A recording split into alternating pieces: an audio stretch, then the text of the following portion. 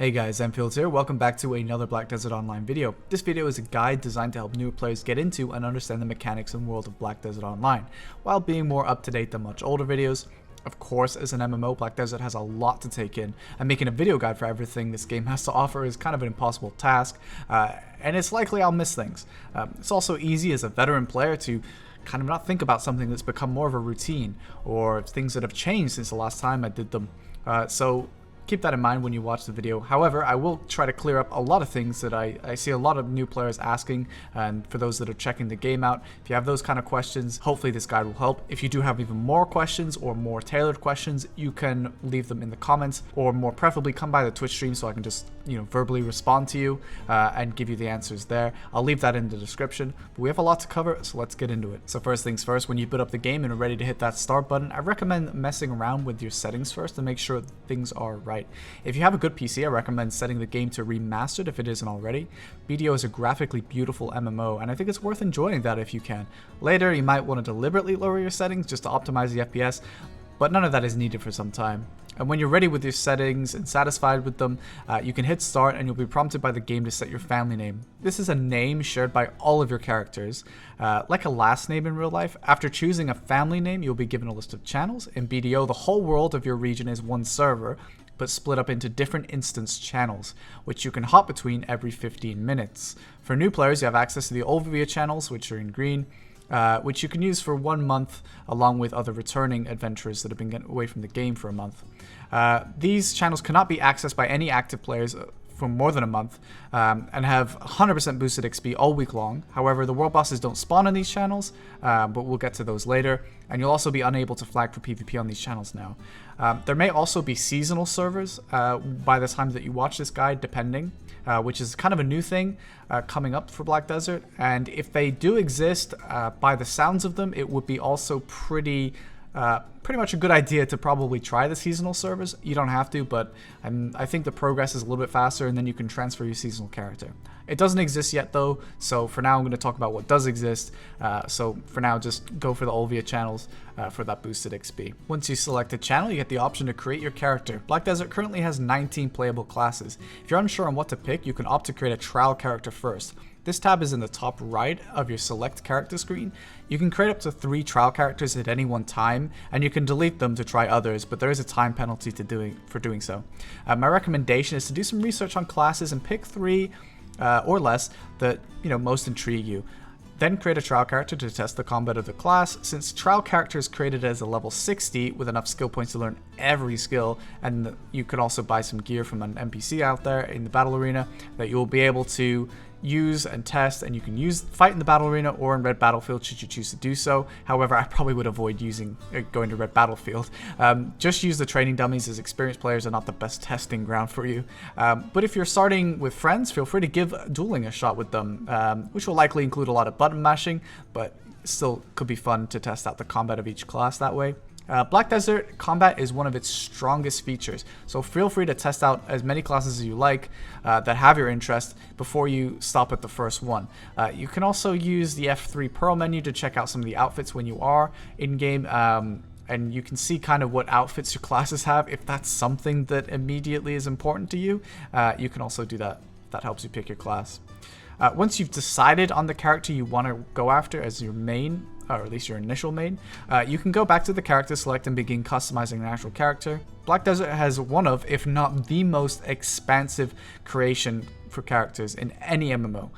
For now, I'll use one of my saved presets on my Ranger for this demonstration, but you can also choose any presets from other players if you're not confident in using your own customization skills. Once you've done, you can select your character name and then log in. Once you're in game, I recommend you start following the Black Spirit quest lines, which will be prompted to do so anyway. It kind of guides you around the game world, as well as giving you some very valuable rewards.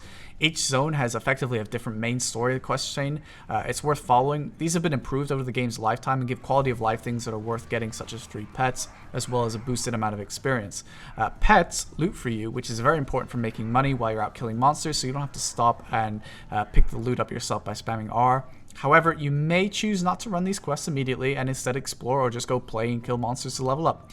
You can always come back and do them at any time. So let's talk about your skills. As you kill monsters, you not only get combat XP, or the XP you might be used to in MMOs, which directly leads to increasing your character's level, which we'll notice is very fast at first, but also skill XP. Skill XP is XP that leads to skill points, which can then be invested into your skills. Relatively self-explanatory, but we'll come back to this in a minute. If you press K, you can view your skill tree. You can remotely invest into these skills. However, that costs a resource called energy, and as a new player, you won't have as much of that resource. But to get energy, I'd recommend kind of interacting with as many NPCs as possible. It's one of the main ways to get energy, and that way you don't have to do it when you come back to an area. Just basically go up in R. They'll have little exclamation marks, and then that gives you knowledge on the NPC. You can also interact with skill trainers in cities to train skills for free. This will pretty much be your go-to for a little while before you can have enough energy to remotely do it yourself. You can also do skill add-ons at these NPCs, which are bonus effects activated when you use a skill and hit an enemy. These can range from negative effects against your opponents, such as bleeds or debuffs, and also positive bonuses for you, which are usually buffs. It's worth checking these out as you level up. You won't be able to get all of them until you do level up, but it's worth checking them out. Although eventually you can level everything in your skill tree, this will take a long time, and you might want to be pickier with your first skills, as some of them will be more effective to help you along your journey than others. There are plenty of individual class guides as well as class-specific dedicated discords that you can use as resources to help you understand what skills will be the most helpful early on. That being said, you'll be able to retrain your skills, so any quote-unquote mistake is not a serious problem. Next, I want to talk about gear. Gear is the expression used to refer to equipment in the game, so this covers from anything from weapons, armor, accessories, and alchemy stones. These contribute to varying degrees to what is referred to as a gear score, a phrase you may hear players use. So what is a gear score? Essentially, a gear score is, at its most correct, your AP, your awakened AP, divided by 2, plus your DP. However, many players choose to list what is the highest between their AP or awakened AP and then the DP added on. So essentially, AP is the attack power of your main hand weapon, which is what you'll start out with most classes except for Archer. Awakened AP, or AAAP, is the attack power of your awakened weapon. So you don't have Awakening until level 56, so it'll be kind of an empty slot for a little while, except for Archers, who do get to kind of use their Awakening weapon early. Your offhand will also contribute AP, but that contributes AP to both your AP and your Awakened AP. So if you had 30 AP from your offhand, that would apply 30 AP to your AP and 30 AP to your Awakened AP. Hopefully you're following so far. It's not that complicated, as it might be coming across. Your DP is your defensive stat, a combination of damage reduction and evasion. Most of your early experiences against monsters won't require that much DP at all. In fact, if you follow the quest, you get a lot of free gear to use anyway. It is therefore better to focus on your AP to increase your kill speed. At level 55, you get a free plus 15 Liberto weapon from your rewards in the Y menu, which is where you can claim daily XP and other rewards as well. This weapon is pretty good and can be cheaply upgraded slightly further if you choose to do so. So you might be wondering more about the Awakening and what the Awakening is, as you've heard it mentioned. Awakening is an advancement of your class at level 56. You take the quest from your Black Spirit under suggestions. It will have your class name in brackets. Awakening is a whole separate skill tree, which you can already view from your K menu, which is your skill tree. It also provides a second weapon to use these skills. It is important to note that it does not remove your main skills that you have been using, instead it works in combination with them. Your main skills at 56 and higher will be able to be powered up with absolute versions, which will help match the power of Awakening abilities. But upon completing your Awakening quest, you can also do your Succession quest, which is the same place in your Black Spirit quest. This is a newer system that allows you to focus more on your main abilities rather than use the Awakening ones. It significantly powers up the main hand abilities more than absolute versions do with their prime versions. You cannot have both the Awakening skills and absolute main skills trained in order to learn the Succession. So you have to unlearn those skills basically if you want to swap to Succession. Succession and Awakening are very different usually in playstyle, with Awakening typically having a far higher skill cap, making Succession a more new player friendly avenue, but again, this can vary by class to class basis. It is ultimately your choice. You can swap between them, but currently it requires an Armstrong guide or a secret book of Old Moon, so it's a bit awkward to swap back and forth, but you don't have to be dedicated to one or the other. You're not locked into it. Next up, I want to display a rough roadmap for those of you wanting to head out and do the quest later, seeking instead to level up independently. So start out by following the Black Spirit until you get to the city Velia. This will be very early. This city is useful to remember as well because it can be used as a hub for all your characters, since all your characters will share a storage and a market place items, and the wealth and everything. All of that is shared under the family, so if you swap to another character, all those items are still accessible.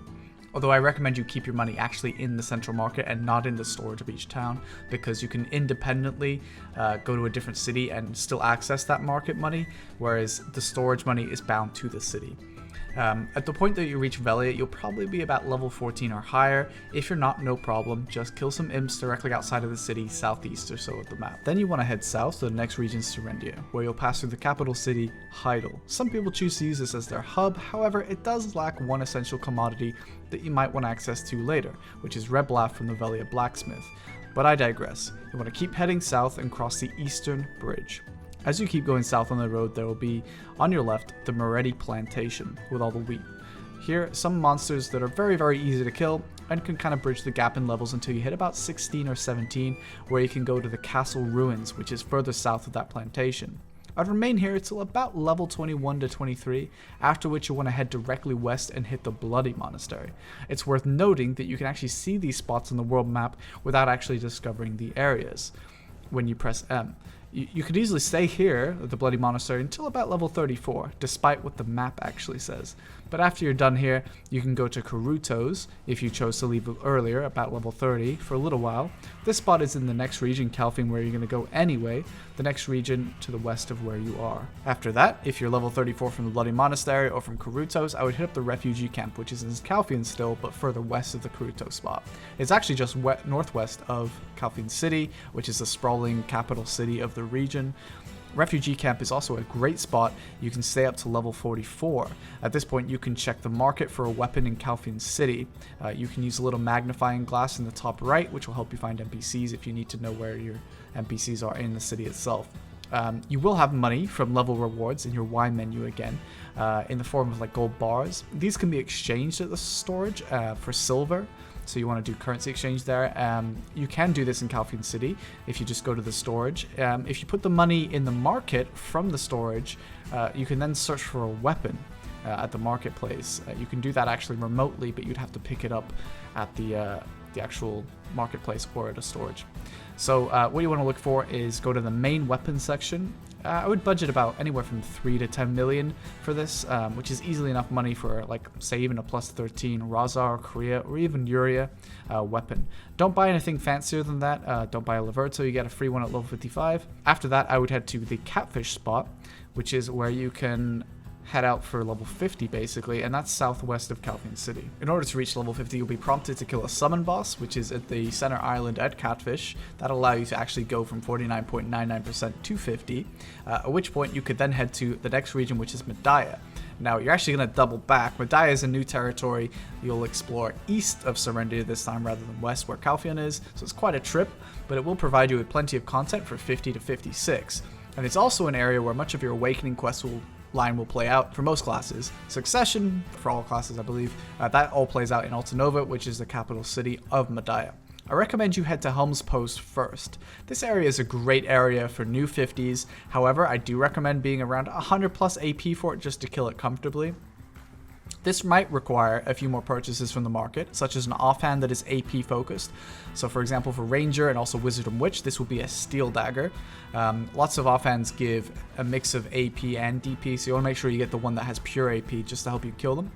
If you did do the quests, you might already have the required gear from just the free quest gear. You might also want to be a little bit more cautious because you probably need some DP for these guys just to be a bit more cozy. So it could be worth grabbing just some cheap +5 armor like Grunel, Heave, anything like that off the central market, just for some more DP, and by 50 you should easily be able to afford that. That should not be expensive. Just as a side note, depending on when you watch this guide, you can currently, because of the 4-year anniversary event, have access to bound Tri boss gear, which is the best in slot, I suppose, equivalent, and it's a pretty high upgrade. Tri is equivalent to plus 18 upgrade, plus 20 being the highest, and this is available from the 18th of March, which you will have past this date by the time you watch this video. Now, I don't know if this will still be on when you are watching the video, but if it is possible, you should look it up and see, and then obviously you definitely want to shoot up to 60 as fast as possible to get that. So back on track, essentially helms you can stay at until level 56 if you wanted to. There are some better spots technically, but they're a little bit more gear score required. I recommend you do the quest for these Soul accessories in the area as well. They're excellent bound accessories that basically give you nice boosts to AP, DP, and some monster damage. Really nice stats. These can be obtained via kill quests you automatically do while you're in the area. You can check the world map to view where these are, and they can also be directly dropped as well if you pick them up from monsters. The rings and earrings drop at helms. Belt is from Elric's. The neck is from the Abandoned Iron Mine, which is in the far south of Madai and kind of near Altanova. And at level 55, you can get the plus 15 Liberta, which I've mentioned a few times. That's a massive boost to your main hand AP. This is presuming, again, that not at level 56, during this event, you can get a Tri Zarka, which is massive. So that Liberta wouldn't last very long in that case, but if you're past the event, then the plus 15 Liberta is still great. If you're having issues with HP sustainability, although most classes in the game do have sustainability, you might not know it, or it might not have it at all. So in which case you could buy 2 Magic Crystal of Infinity absorptions off the central market if they're listed.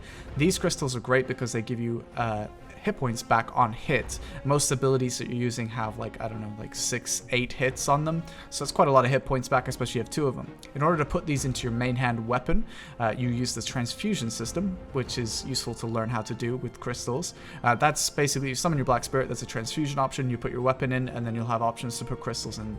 So you can basically look at those from the crystal section in the central market and the main hand section. Once you're level 56, I recommend you give a world boss a shot. They give nice loot and can reward you with a pretty nice payout if you're lucky. This is how you get boss weapons. They drop their boss weapon boxes, basically best in slot gear. Although they are expensive to upgrade, and it is generally better to buy or pre-upgraded gear from other players, especially early on. There are websites that track these bosses. If you Google BDO boss timer, you will find one, and make sure it's set to your server. Their locations in game are actually shown just like a usual grind spot would be if you've already looked at that.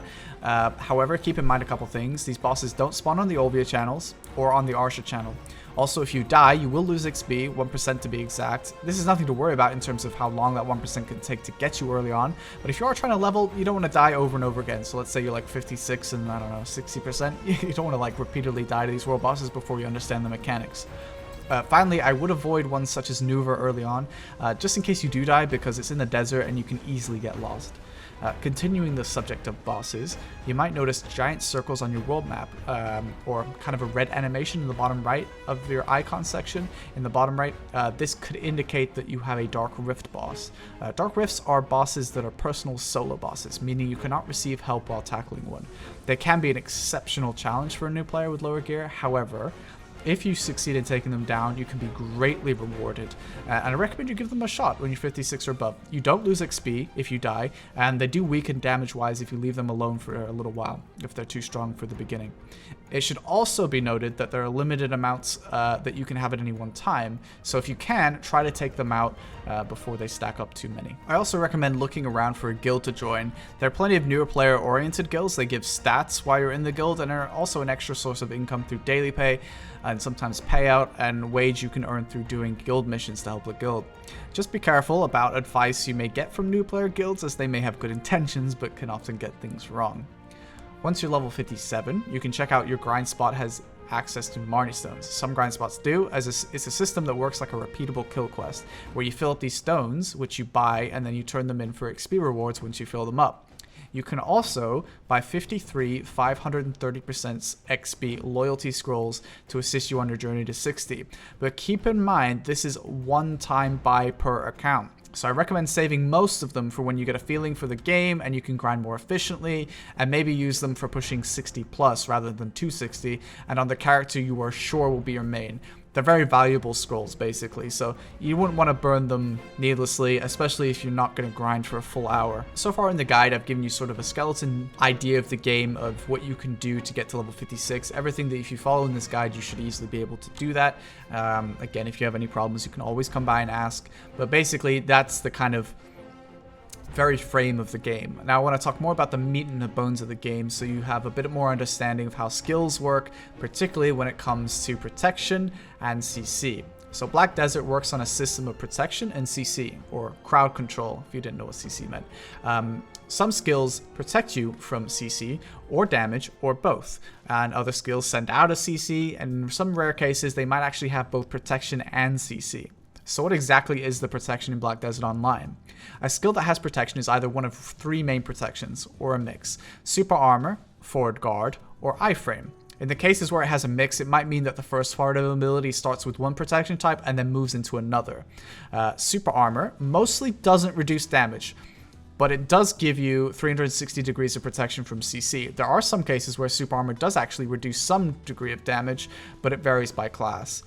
The only way to be CC'd while in super armor is via a grab ability, which some classes have access to. We'll get into that a little bit later, although it should be said that super armor still does leave you vulnerable to slow effects. So classes have abilities that can apply slows to you. While you're in super armor, you're immune to CC, but not from slows. Forward guard protects you from a CC coming directly at you. It will also absorb damage until your guard, which will replenish when you're not in forward guard or block, breaks. So forward guards are really nice. They basically allow you to only be CC'd frontally. So if you get hit from behind by a CC, you can be CC'd, but not from the front. You can still be grabbed in forward guard. But forward guard also protects you from slows. So not just damage and CC, also protects you from slows. So that's really nice. A class is unable to slow you while you're in forward guard.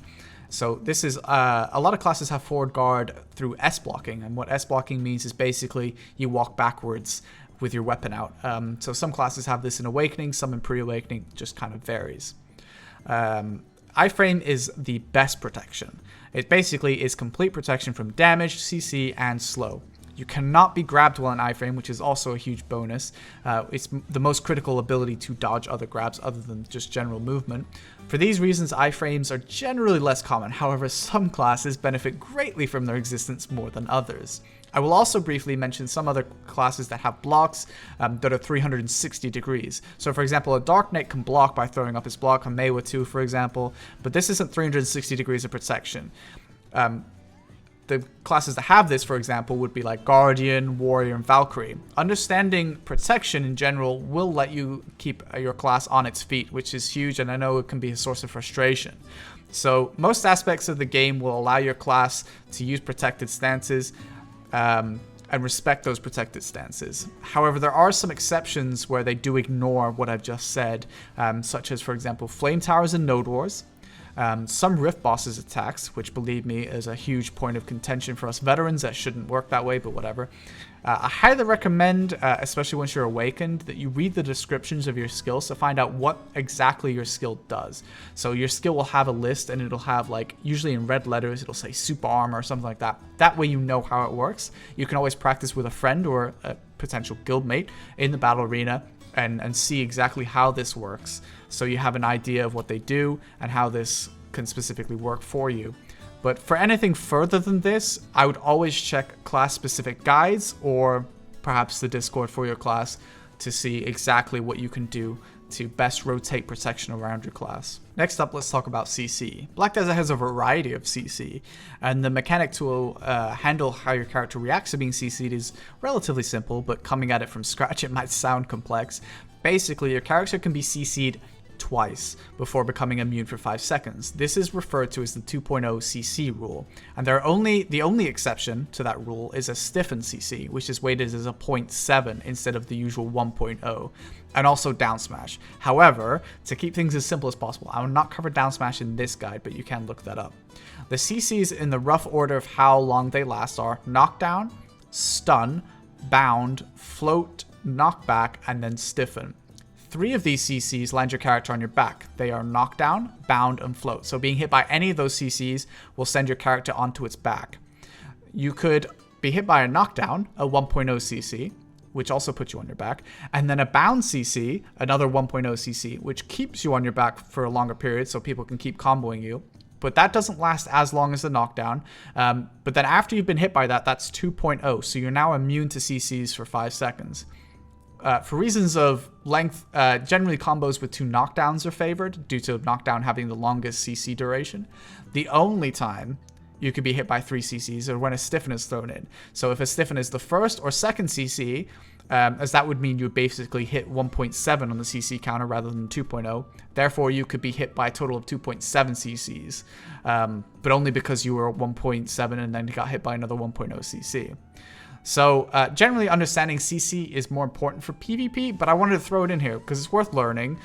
You can also learn what skills will have PvE knockdowns and stuff like that for mobs, because a character or an opponent in general that is on their back will be subject to what's called down attack by some abilities, which is a damage multiplier. It does more damage basically. The same if you attack someone from the back. So if you stun someone and go behind them, they're going to get more damage because you get what's called back attacks. This is a general overview that should serve you okay, and you can get down to the nitty-gritty later if you want to get more details. So for this particular video, I'm finally going to close it out with one last sort of explanation of a mechanic, and that is enhancing / repairing. So basically in BDO, the higher you enhance your gear, the better. It's not about I got this base item, then I got this better base item, etc, etc. That kind of goes out the window as soon as you get boss gear, which is usually best in slot. So you want to basically upgrade that. You can upgrade something from +1 to, well, +0 to +20. +20 is pen.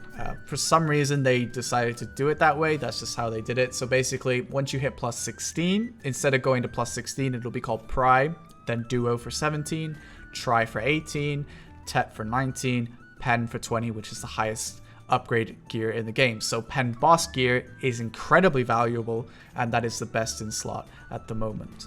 So this is kind of how it works, and I know that sounds confusing, but you'll get used to it very, very quickly.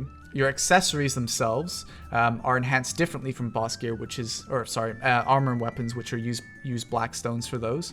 So in this particular case, you use the actual base accessory. So let's say you had 2 Ring of the Crescent Guardians. You wanted to make a Pry, which is how they're upgraded. They go to Pry, Duo, Try, Tet, Pen immediately. There's no +1, +2, whatever.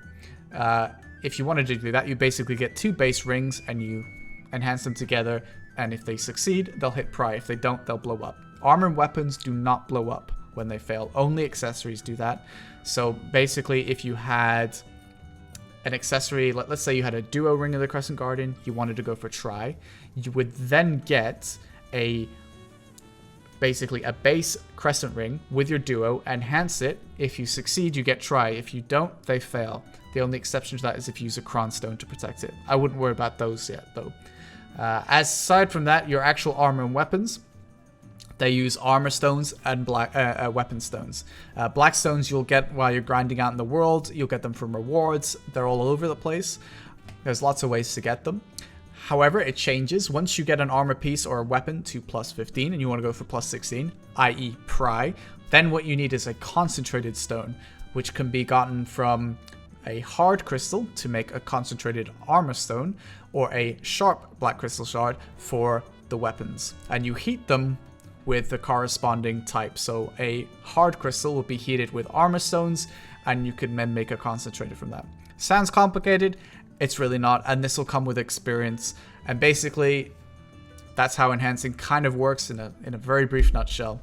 Other mechanics related to enhancing are the fact that if you fail on an item, if you fail the enhancement level, let's say you're going from +14 to +15, you click it and it fails, you will lose what's called durability on the item. Now, they won't blow up, armor and weapons that is, but you will have to repair the durability eventually. So in order to do that, you'll use the base item to upgrade or to repair it. And so basically, if you had a +14, I don't know, Uria longbow, then in order to repair that longbow, which has lost, let's say, 40 durability, to get it back up to 100, you would buy 4 base Uria longbows, go to the blacksmith, and go to max durability. Sounds confusing again, it's really not, and once you do it, you'll be like, oh, that's what that guy on the internet meant. Yeah. The only exception to doing this would be for boss gear. Because boss gear is so expensive at its base grade, the last thing you want to do is throw in another version of that boss gear. So instead, use an item called a memory fragment. Memory fragments are items you get from scrolls. If you were grinding Calpheon, you got relic crystal shards. If you put 5 of those together, you'll get a scroll that will yield memory fragments. Medaya has its equivalent with forbidden books, and Valencia has its equivalent with Pila Face scrolls, which are from scrolls written in an ancient language. So that's how you get memory fragments from those items. So yeah, really, it sounds really confusing. It's actually not. And if you want to do enhancing yourself, you'll have to learn it steadily, but it's not as complicated as it might seem. So that's only if you want to do enhancing. Like I said earlier in the video, I really recommend that you don't do enhancing yourself. You just buy upgraded gear. It saves you so much headache and pain, but it's up to you. If you want to enhance, some people really like the rush of enhancing. I mean, I'm not gonna lie, it feels great when something goes up. Yes! Let's go! Let's go! But then you end up failing something that should cost X amount on average, and it costs you an enormous amount. My Tet Ogre ring cost me about 80 billion silver when the item itself was at the time worth 14 billion. So yeah. Enhancing is a fickle thing. You can save a lot of money, or you could spend way more money than you would have otherwise done by buying it from the central market. So that's roughly it. The only other thing to mention is fail stacks.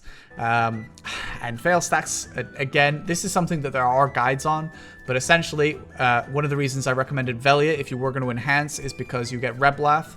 Basically what people do is they enhance Reblath gear, and they deliberately fail on it so that they can get what's called a fail stack, and that increases the chance to succeed. So every time you fail, the next attempt has a higher chance to succeed. So you fail deliberately on crappy cheap gear that you can repair for super cheap, and then you go to your more expensive gear. So for example, if I had a plus 14 Reblath shoe and I failed to enhance it to plus 15 20 times, I'd have a plus 20 fail stack. I would then take that fail stack and move it and use it, on, like, let's say a boss weapon from plus 14 to 15. If that makes any sense, I hope. This is why this is it sounds more confusing, but it's not. But it is still a hassle.